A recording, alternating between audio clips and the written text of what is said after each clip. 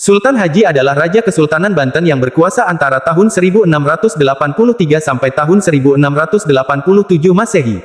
Namanya dikenal karena disebut telah tega berkhianat kepada ayahnya sendiri, Sultan Ageng Tirtayasa, yang merupakan penguasa Banten yang sangat keras perlawanannya terhadap VOC atau Belanda. Apa yang menyebabkan Sultan Haji berkhianat? Dan apa dampaknya bagi Banten dan Indonesia? Mari kita mengungkap tabir sejarah yang tersembunyi di balik peristiwa ini. Sultan Haji dipercaya untuk mengurus kepentingan dalam negeri kerajaan pada masa pemerintahan ayahnya. Sementara untuk urusan luar negeri, Sultan Ageng Tirtayasa dibantu oleh putranya yang lain, yaitu Pangeran Arya Purbaya. Sayangnya, usaha pemisahan urusan pemerintahan ini tercium oleh Belanda. Perwakilan Belanda, W.C.F., segera mendekati Sultan Haji yang dianggap sangat mudah untuk dipengaruhi. Belanda dengan cara liciknya menawarkan bantuan untuk merebut tahta Banten dari Sultan Ageng Tirtayasa dengan beberapa syarat yang sangat merugikan Banten, seperti hak monopoli perdagangan, pembayaran ganti rugi, dan pengakuan kedaulatan Belanda. Sultan Haji yang tamak pun terpaksa menandatangani perjanjian dengan Belanda karena dirinya takut bahwa tahta kerajaan akan dilimpahkan kepada saudara laki-lakinya, Pangeran Purbaya, yang lebih disukai oleh Sultan Ageng Tirtayasa. Sultan Haji juga didorong oleh ambisi dan keserakahan untuk menjadi raja yang berkuasa penuh. Dengan bantuan Belanda, Sultan Haji berhasil menggulingkan ayahnya dari singgasananya pada tahun 1682. Sultan Ageng Tirtayasa kemudian melarikan diri ke Benteng Tirtayasa, yang terletak di pedalaman Banten. Di sana, ia bersama para pengikut setianya terus melawan Belanda dan Sultan Haji. Perang saudara antara Sultan Ageng Tirtayasa dan Sultan Haji pun terus berlangsung selama 5 tahun, hingga pada akhirnya Benteng Tirtayasa jatuh di tangan Belanda pada tahun 1687.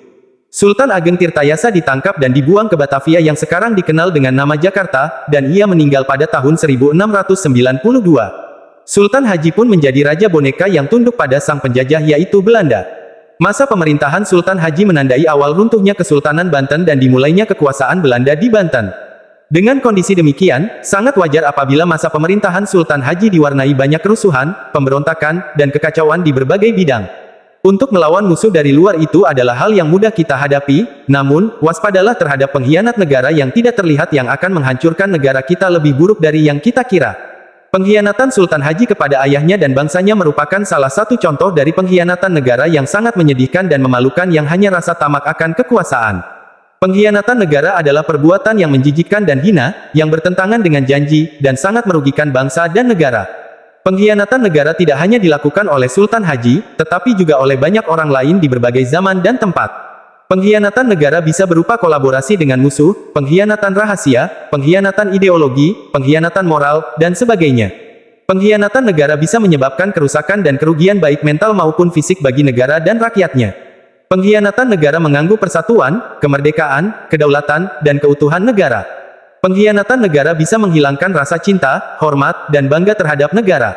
Pengkhianatan negara bisa menodai nilai-nilai kesetiaan, loyalitas, dan patriotisme. Oleh karena itu, kita sebagai warga negara Indonesia harus menjaga dan mempertahankan negara kita dari segala bentuk pengkhianatan. Kita harus memiliki rasa nasionalisme yang tinggi, yaitu rasa cinta, bangga, dan setia terhadap negara dan bangsa.